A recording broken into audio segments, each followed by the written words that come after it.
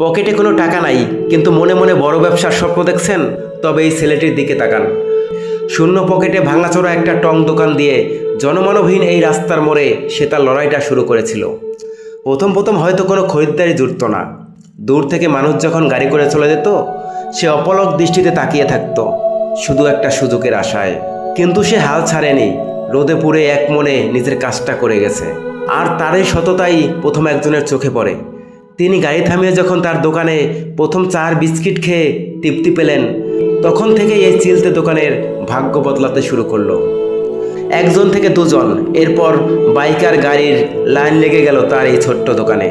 উপার্জনের টাকা বাসকে জমাতে জমাতে ঝুপড়ি দোকানটা আজ একটা পাক্কা রাস্তায় রূপ নিল। আর সেই নির্জন মোড়টাই হয়ে উঠল এলাকার সবচেয়ে ব্যস্ত এক মিলন মেলা। এই সফলতা আমাদের শিখিয়ে যায়, ভাগ্য কখনো নিজে থেকে বদলায় না, তাকে আপনার সততা আর কঠোর পরিশ্রম দিয়ে বদলে নিতে হয়। মনে রাখবেন, প্রতিটি বড় ব্যবসায় কিন্তু একদিন শূন্য থেকে শুরু হয়েছিল। ভিডিওটা ভালো লাগলে লাইক আর সাবস্ক্রাইব করে পাশে থাকুন।